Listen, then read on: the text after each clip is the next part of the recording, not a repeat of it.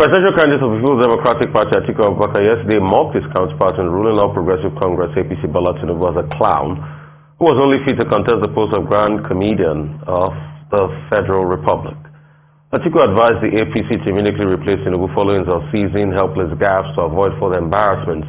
The PDP alleged that Tinubu was only suitable for the position of comic chief and never president of Nigeria, going by error-reading utterances which signifies failing health. Atiku said in a statement that it was common knowledge that Tinubu goofed every time he came to the public space. The statement added that APC's 7.5 years reign was a sad reminder of Nigeria's arrested development since 2015 when he came to power. He said Lagos State Governor Babajide Sanwo-Olu claimed at the Lagos rally that Tinubu will lift Nigerians out of hardship and hunger, was an indictment on the APC as an admission that indeed over 133 million Nigerians now live in abject poverty as reported by the National Bureau of Statistics. Okay. Ayo, what's your take on this? Right. Thank you very much and good morning. Welcome to a new week with Dr. Abat and of course everyone else. Now, interesting way to start off this week from the comment, especially stating that the presidential candidate of the APC should be contesting instead for as a comedian. And one of the things, let's go back to why the presidential candidate of the PDP would make such a statement. Going back to some of the speeches at campaign rally grounds of the APC presidential candidate, we have seen what could be termed as a slip of tongue, an error or mistake. But a number of people have analyzed this to say that errors or slips of tongues one too many. On Saturday at the Lagos APC rally at the Teslim Balogun Stadium in Surulere, where there was a massive turnout as expected for the APC presidential candidate. He had mentioned that people should get their APV or APC, whereas he was meant to say PVC, to turn out en masse to vote. Earlier in Jos, he had actually referred when he was saying God bless, he was going to say God bless his party, APC, and he said PDAPC. Some of these things have been trending. At the Kaduna Investment Summit earlier in October this year, he had said the governor, who is a member of his party and one of his supporters, was turning a rotten situation to a bad one. So there are many what people would term as gaffes that the presidential candidate of the APC has made in recent times. A human being is a human being. So you're allowed to make errors, you can make mistakes, you might not be, for the sake of argument, an excellent orator or public speaker. And so when you're in front of people, you tend to make mistakes. However, unfortunately, this has brought into question the capacity of the APC presidential candidate to vie for the highest office in the land if he's unable to properly address people without making an error. Indeed, people have asked questions around other things, even beyond what he said during speeches. And famously, the House of Reps Speaker, Honorable Gbajabiamila, had said, thrown as if challenging people who had mocked him or made him trend on social media, saying that if they're asking a lot of questions. If they ask you who is Tinubu, tell them that he's the greatest politician. If they ask you what is his age, tell them to go and ask his mother. Funny and little things like this that politicians essentially should not use to distract the main issue. So oftentimes when we find candidates throwing jabs at one another, it then becomes a distraction to the main issue. The truth is that the highest office in the land, is an important and critical one indeed. We have a country to fix. We have a nation that is not in the best state economically, health-wise, in different sectors. And so we're looking for the best man for the job. What we have said consistently and urged the candidates to do is to face the issue squarely, to address issues. Yes, you can make a comment about your candidate, but more than that, what should be making headlines this morning should be what they hope to do and the quality of the statements that they are making. Dr. Bati? Okay, it's as follows. In that statement by Frank Shaibu, responding to the presidential candidate of the All Progressives Congress, APC, on behalf of his boss, the PDP presidential candidate. Well, I was shocked that Frank Shaibu has such level of toxicity within him, because he not only threw kitchen utensils at Asiwaju Bola Ahmed Tinubu of the APC, he removed the whole sink and threw in his face, complete below-the-belt attack, slanderous, attacks, hate speech, use of foul language, use of indecorous language, including saying that Asiwaju Bola Ahmed Tinubu is looking for an automatic employment without going through an interview. He even said he has to clear issues about his name, his identity, his education, and even hinted at his connection with heroin trafficking and all that. I mean, I don't want to, restate all the details, even accusing him of dementia. Now, let's go to the basic principles. Again and again, the Independent National Electoral Commission, INEC, are told these politicians and their surrogates that, look, hate speech, abusive language, foul language amount to a violation of the Electoral Act. And there are specific sections there, sections 88, 89, 90, 91, 92, saying that, in fact, there could be penalties for this use of intemperate language. The PDP may hide under the cover that okay, they are responding to Asiwaju Bola Ahmed Tinubu saying that former Vice President Atiku is over-ambitious and ungrateful. And hence, they've come at him with the kitchen sink and everything else inside the kitchen, including knives, and threw everything at him. But, you see, we have to go to the basic principle that this business or campaign must be conducted in a civil manner, in a decorous manner, without, the politicians abusing each other. Nigerians are not interested in abuse.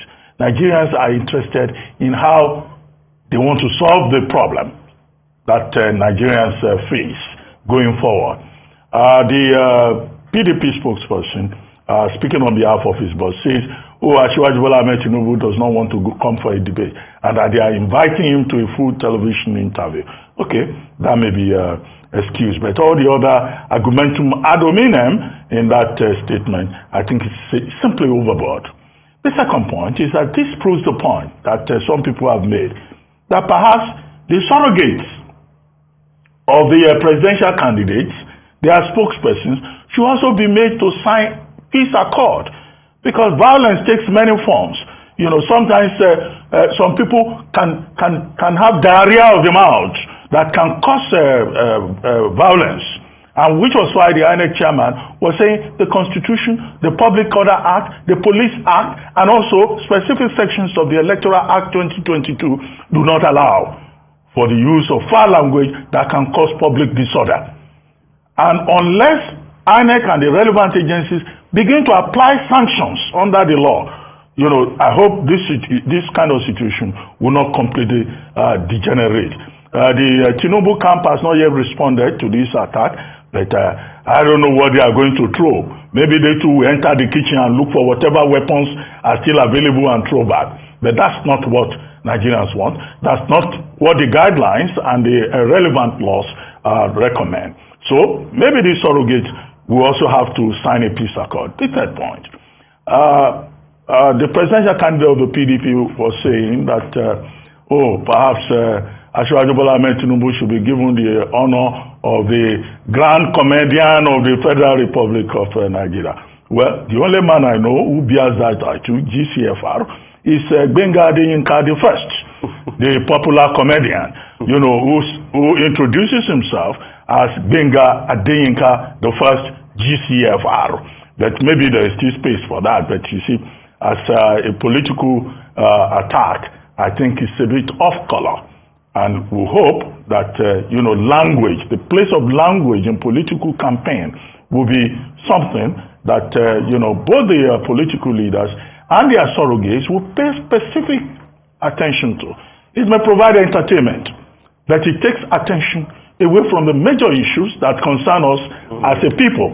It takes attention away from the priorities that Nigerians have defined and that we continue to emphasize and underline on this program, namely issues about the economy, issues about infrastructure, issues about the future of Nigeria. I think when people show you they have believed them, And this is a representation of our political class. And these are people that want to run Nigeria, a country that is currently on its knees as we speak, a country that is suffering, that is choking, that is reeling from unemployment, poverty, but a country that has so much potential to do well because these same leaders disrupted that potential and ruined the prospect of the country. It is a sad reminder of the kind of political class we have. I condemn in totality the PDP campaign saying that the APC presidential candidate is a comedian. That's not the kind of rhetoric we want. If you want to disagree with candidates, disagree with them on the policies, on their issues. I would have thought that the PDP will write an op-ed about what they don't like about the APC manifesto. That'll be issue-based. But also I condemn in totality what the presidential candidate of the APC has constantly done, abusing his political adversaries.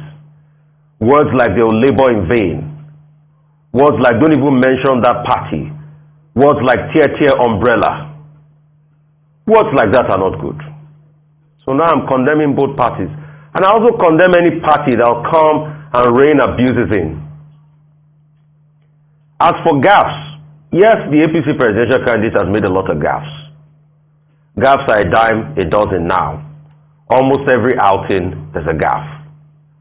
But what is most important for me is that we need to have a process that is transparent. And that's what I'll say.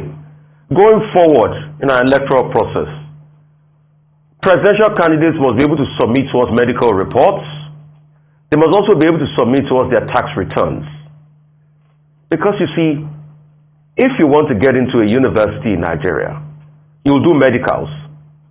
And your medicals go to the university authorities. If you want to get a job, you do medicals. Why is it that for the top job, they cannot show us medical reports, and they cannot show us tax returns, and they cannot, be very honest and open with us as regards everything? So that's the way forward, to be able to settle all of this, so that we can interrogate the candidates better. But please, I want the candidates to stay on the issues, because this country is bleeding. And I'm very sad at the way the campaigns are going for 2020. I must express my sadness. All we hear every day, abuses. Enough of all of this. Can we talk about the issues? Can we just talk about the issues of the campaign ground and stop all these abuses? You guys don't even know children are watching. Don't you even know children, 6-year-olds, 10-year-olds are watching? Is that the kind of morals you want to impact in the children? We need to do better. Isn't the suffering and the chaos going on in this country enough for you to only tackle the issues? Enough of all of this. And the surrogates that write all sorts of messages. Surrogates are direct representative of the people that they surrogate for. Except we have the candidates come out and say, no, I'm not going to abuse the person. Even if I'm going to have disagreements with him, I'm going to have disagreements with him based on policies. And in case you don't know presidential candidates, please go watch the video of John McCain in 2008, when some supporters of John McCain were abusing Barack Obama and said he was an Arab, he was this, he was that. And John McCain picked up the microphone from them and said, no, he's not Arab. He loves America just like I do. We just have differences on policy and the way to run America. He's a good family man that loves this country. I think candidates should emulate the late American Senator John McCain, things like this. Let's keep it clean. Let's keep it issue-based. And all of us, all the presidential candidates have erred as regards abuses. The APC, the PDP, other political parties.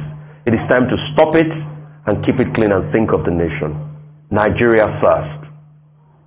Moving on to the next story, the federal government on Sunday announced the extension of resumption of Abuja-Kaduna train services for another few days. While the Ministry of Transportation made the announcement during an inspection tour of Abuja to Kaduna train stations, stressing the extension was to ensure proper security measures were put in place. The suspended train services on the Abuja line were meant to resume on Monday, November 22nd, after 8 months of suspending the operations following a terrorist attack on the rail line. Sambo said Nigerians have to provide national identification numbers before registering to board the train or when they buy through the counter. We're number of measures have been put in place in order to ensure that life and property will be secured when we resume services. And I'm satisfied with what I have seen. Of course, there are 1 or 2, 3 areas that need to be addressed, and we're going to address them immediately. We have not said the train services will start tomorrow. I want to be very categorical about that. Now, we have introduced a new system before you buy a ticket. Your purchase of a ticket requires you to provide a phone number and a national identification number in order to profile, because that is the beginning of the security checks. So at any point in time when a train moves from one station to another, we know who and who are on board. If you don't have an NIN, you are not going to board our train. It's as simple as that. If you are a minor, an adult will pay for you, will register for you. And an adult can only register for not more than 4 minors. Now, we want to give sufficient time for the Nigerian public to listen to this, to to assimilate this new system. So if you start tomorrow, a lot of people will be disgruntled. Why didn't they tell us that this is a new way of doing it? Why didn't they give us adequate time to do it? So we want to give you adequate time. Definitely between 3, 4, 5 days, certainly not more than a week. Whatever is humanly possible to put to secure the lives of the users of this service have been put in place. And we will continue to upgrade it. We'll be monitoring it on a daily basis and improve on wherever we find some snags. A lot to chat about here. Yes, there are many things to talk about. Well, kudos, thank you to the Minister of Transport, Muazu Sambo, for breaking that down. Indeed, we were looking forward to the reopening of the Kaduna Abuja rail line, especially since it's been closed since the 29th of March, a day after the very unfortunate disaster on the 28th of March when there was a terrorist attack on a Kaduna-bound train from Abuja. A number of lives lost, as well as some people kidnapped. Unfortunately, due to perhaps what he's trying to correct now, there are various reports of the numbers, especially in terms of deaths and also those who were kidnapped. Famously, they said they wouldn't open that route until all those who were in captivity were released. Now, talking to the issues around the new requirement for the opening, first of all, let me say that it is important that when there's an update in the way that a schedule is operated, it is important to give users and the people an opportunity to have enough time to assimilate the information and not, as he has mentioned, be disgruntled when they get to the place of purchase and they find out that things have changed. In many instances, unfortunately, this isn't always the case, whereby things are changed and we have little or no time to make adjustments, and people are rushing there, and then we have people are coming out and complaining bitterly.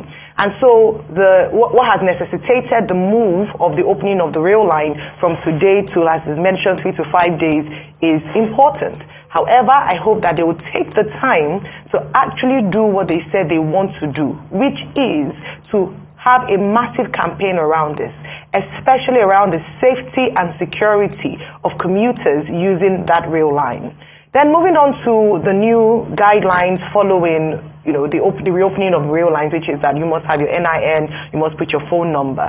Now, this is up for debate as to how effective it would be in curbing or curtailing an incident that happened on the 28th of March earlier this year, which is a terrorist attack.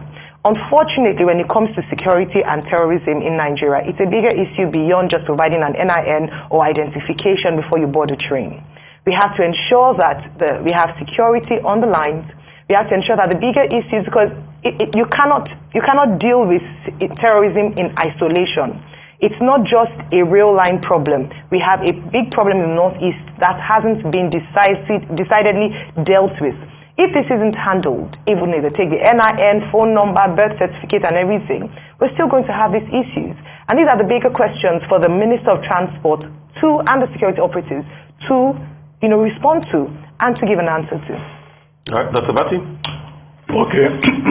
On March 28th, we had that incident in which 8 persons were killed, 25 were injured, over 60 were abducted by terrorists who had laid explosives along the track of the Abuja-Kaduna rail line, and then all of that incident. Now, the Minister of Transportation, Muazu Sambo, was beating his chest and saying, oh, he deserves to be congratulated because he had promised that the rail line would not resume services until all the captives had been released by the abductors. Well, he needs to be reminded that he is lying. Because the truth of the matter was that the Nigerian Railway Corporation had actually attempted to resume rail line operations along that route on May 23. Yeah. It was because of public outcry and outrage that the NRC now decided, because people then said, look, people are still in captivity, there are no security guarantees along that rail line, and you say you want to reopen the rail line. So it's not his own wisdom that is at work. It was the outrage and the outcry of the Nigerian people that led to that. Let's clear that. Now, the second thing is that a few weeks ago, the Nigerian Railway Corporation then came up again with this promise that the rail lines will resume operations in November. They didn't put a specific date to it, but people thought that will happen today, November 28th. But what the minister said yesterday when he visited the Abuja train stations is that train services will resume along that route within the next 7 days, not later than 7 days. That's what he has said. And on that occasion, he tried to provide assurance that they are 90% ready. That was what he said. Are they 90% ready? How? He says, one, security measures that have been adopted will start at a ticketing point, whereby those who want to travel along the route will be required to provide phone numbers. And they will also be required to provide their national identification number. If they are foreigners, they will also be similarly required to provide means of proper identification so that their profile could be determined. I guess the reason this is being adopted is to know the identity of those who are going to travel on that route. If I was surprised they didn't ask for birth certificate or marriage certificate, if it happens that couples are traveling. But they say where minors are involved, their parents or their guardians can stand in for them, but that no adult is allowed to travel with more than 4 minors. Okay, if you go back to the March 28th event, the people who caused the mayhem, they didn't travel inside the train. They attacked the train while it was in motion. They had planted explosives on the track. So it's not enough to just say you establish the identity of the passengers. How do you secure the rail line?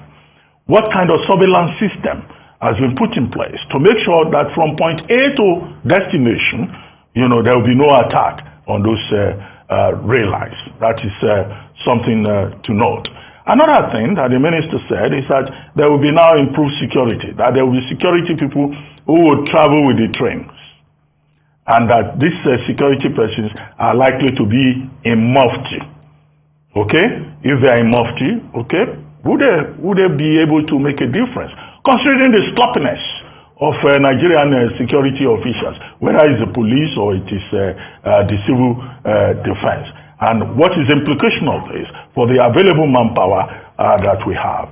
Now, number 3, we're also told that travelers on this route should prepare for increased fares. I think we need to know from what amount to what amount. All of that should be publicized. The average Nigerian traveler who will summon the courage to travel on that route must not be ambushed with a high cost of travel.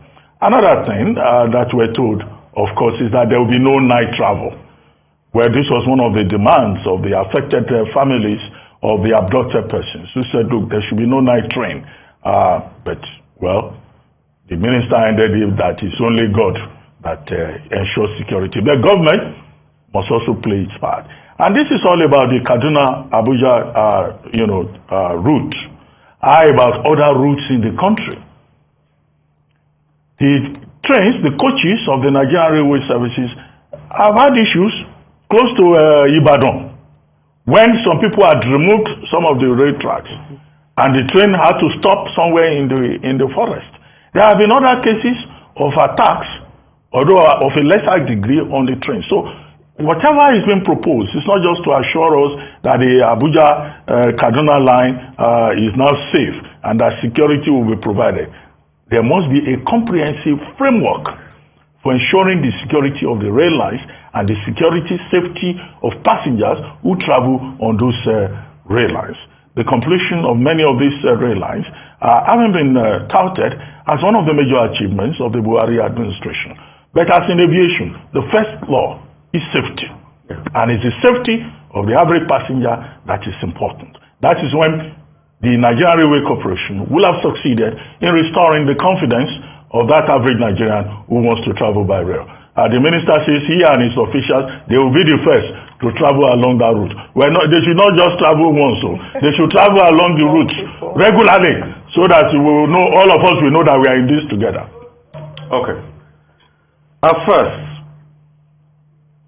I'd like to say my commiserations again, and God rest the souls of all those that died in all of this that happened as regards the Kaduna rail line. In these few months, I've been very close friends with Dr. Chinelo's father. That was the doctor that tweeted that she was dying, and some people, some supporters of a certain political party mocked her on Twitter. I just pray that they can live with their conscience, because part of the things I also saw the burial ceremony of Dr. Chinelo. I was a bright Nigerian that wanted to look for greener pastures, but her life was cut short because she took Nigerian train. And for those that laughed at Dr. Chinelo, please, some information. Dr. Chinelo's father has not gotten over the grief. May the lives of Dr. Chinelo and others that died in this never be in vain. Secondly, I don't think we are ready to resume our rail services. We are not ready. And I'll refer you to something. When this happened, Minister then Amechi said the reason why this happened was there was a rail security equipment proposal of 3 billion naira that was rejected at FEC. And the FEC meeting was chaired by Professor Yemi Oshibajo on the 24th of September 2021. And it was about one company called Mogja Nigeria Limited. Corporated on the 6th of August, they had back and forth, they didn't issue that rail surveillance equipment. I would like to ask the Minister of Transport, has that rail surveillance equipment worth 3 billion, has it been installed on that rail line as we speak today? Secondly, ticket racketeering. So there's no even correlation and serialization properly done of the tickets bought. Till this, do we have an app for that rail service that you can pay and buy your ticket via app? Do we have an app that shows you the number of seats on the train and the time the train will leave and how you can buy your tickets? Is it not still going to be riddled with ticket touts and all sorts of ticket scam is going on? So if we cannot digitalize the ticketing system, then are we truly ready? The minister should come out and respond to these two areas I have raised. And he should beat his chest that there's an app now at which you can buy your tickets online and everything is serialized and they know the number of tickets sold and they are not ticketing touts anywhere. And if he can come out to also tell us that 3 billion surveillance equipment on the rail line has been perfected and has been done, and they have robust security measures in place, I'll say yes, they have done a good thing, and we can start. But I hope this never happens again. And I also hope that surveillance equipment that Mr. Michi talked about has also been done on the Lagos-Ibadan rail line and other rail services across the country. Those are just my 2 points. If the minister can answer those 2 questions, then I think we'll be rest assured. That's all on news headlines.